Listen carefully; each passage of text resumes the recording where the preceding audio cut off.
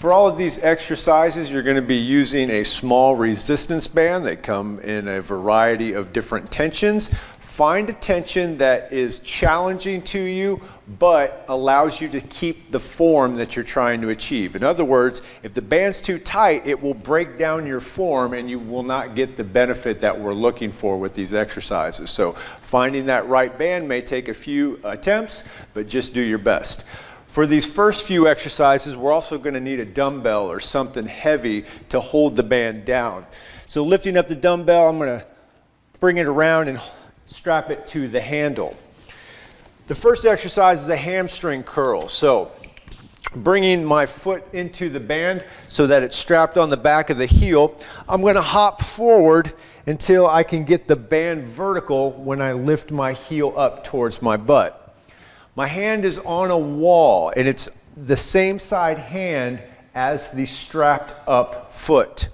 For the first exercise, I'm going to tilt my tailbone into a neutral position. This engages my core, but most importantly, it's going to help me squeeze this glute of the standing leg. This is critical with this exercise. Bring your knees together, flex your foot, and then pull your heel towards your butt as much as you can while squeezing the glute of the standing leg. You're going to hold that for 4, 3, 2, and then release. Couple key things. Bring the knees together. I'm not looking to bring my knee forward. That's not going to get you that hamstring curl. I also don't want my foot and ankle to be passive. I want to flex my toes towards my face to get the benefit in the hamstring. Tilt the pelvis, because that engagement of a stable hip is most of the benefit we're trying to get from these exercises, is how these muscles in the hips connect and stabilize with the glutes and the core. So make sure you tilt the pelvis every exercise. Even if you bring your hand to the front, I highly recommend it. Or bringing your hand to your glute to make sure that it feels like it's engaged. Flex the foot, pull, 4, 3, 2, release, tuck, squeeze, flex the foot and pull, 4, 3, 2, release. Try not to lose your posture as well. Runners need to have upright posture, and engaging all of those muscles in the chain is exactly what we're going for. Do 8 to 12 repetitions, 3 sets on each leg. For the next exercise, we're going to be targeting the quadricep muscle, which is the front of the thigh. Once again, we're going to flex the foot and tilt the tailbone into a neutral pelvis while squeezing the glute of the standing leg. Bring the band onto the ankle and keep it loose for a second. With the foot down, I can start to feel what I'm trying to achieve in the leg.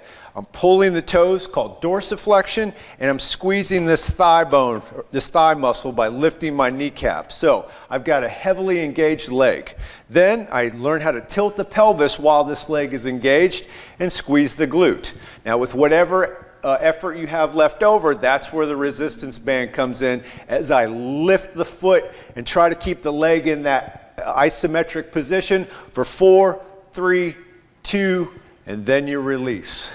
Tuck, squeeze this back cheek, flex the foot, lift up, and breathe for 4, 3, 2, release. Just like the previous exercise, 8 to 12 repetitions, 4-second count, each leg, 3 sets.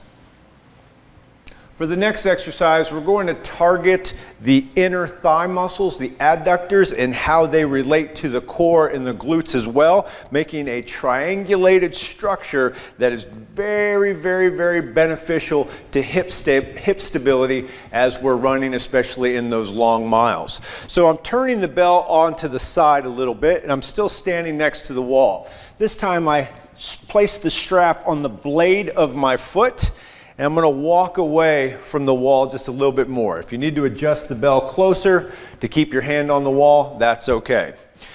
Like the quad extension, I'm going to keep the foot low, dorsiflex the ankle, and make that quad tight. Then find your neutral pelvis and your glute engagement and pull the band across the center line of your body as you continue to tuck and squeeze and flex for 4, 3, 2, then release. Make any adjustments that you need to make it feel more beneficial.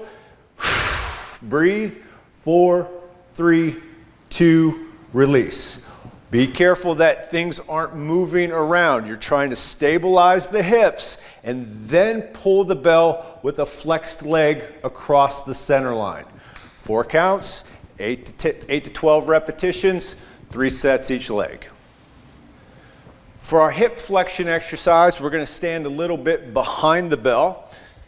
Our goal is to be able to keep the strap vertical during the exercise. So, once again, hand of the same side of the strapped foot is against the wall for balance, so I can use this hand to help me feel my pelvic tilt and or my glute engagement. I never want to lock my knee on the standing leg. It's a soft knee. I don't, especially if you're hypermobile, I don't want you to just shove your knee back into a leg lock position. So a little micro bend in the knee to tuck the tailbone and squeeze the leg. From here, I flex my foot and I'm going to bend my knee up as high as I can without collapsing my structure. So chest up, hip pelvis engaged, flex the foot and pull up for 4, 3, 2, that's 1. Release the tension. Tuck and engage, flex, good posture, eyes at the horizon, pull, 4, 3, 2, that's 2. We're targeting the hip flexors, which are pretty tight on runners, but tight hip flexors don't mean strong hip flexors. That's very important to understand. So we've got to work those hip flexors, especially for those later miles in our races when our body's feeling worn down. 8 to 12 repetitions each leg, 3 sets, do your 4 count. For our final exercise in our bulletproof hips, we're going to bring the resistance band right above the knees, and we're going to come down into a tabletop position. We're going to be targeting the glute medius muscle on this exercise, and the glute medius muscle is a great hip stabilizer, but more importantly, for those of you guys who have tight IT bands, it usually is an indicator that the glute medius is weakened and needs some more developing. So hopefully you'll have some IT band relief as that glute medius becomes a little bit stronger. Now, this exercise is called the Hydrant, so my hands are going to come underneath my shoulders and I'm going to rotate my elbow pits forward and pack my shoulders down. The goal will be to not let the elbows collapse. So that corkscrew action with shoulder pack is going to help me engage my torso and get more isolated motion in the glute medius. With my back straight, I'm going to exhale and flex my foot and lift my leg out laterally for 4, 3, 2, 1, and then bring it back down. Watch the opposite elbow. That's the one that wants to bend. So as I lift the leg, you see a lot of stuff going like this, and that's just people trying to lift their leg more without using the glute medius. So if I lock that elbow, I have to use the muscle that I'm intending for in this exercise. If you want to make this a little bit harder, when you come back down, don't let the knee touch the ground, but try to flex the foot, exhale, 4, 3, 2, 1, release. 4, 3, 2, 1, release. 8 to 12 repetitions on each leg, 3 sets each side.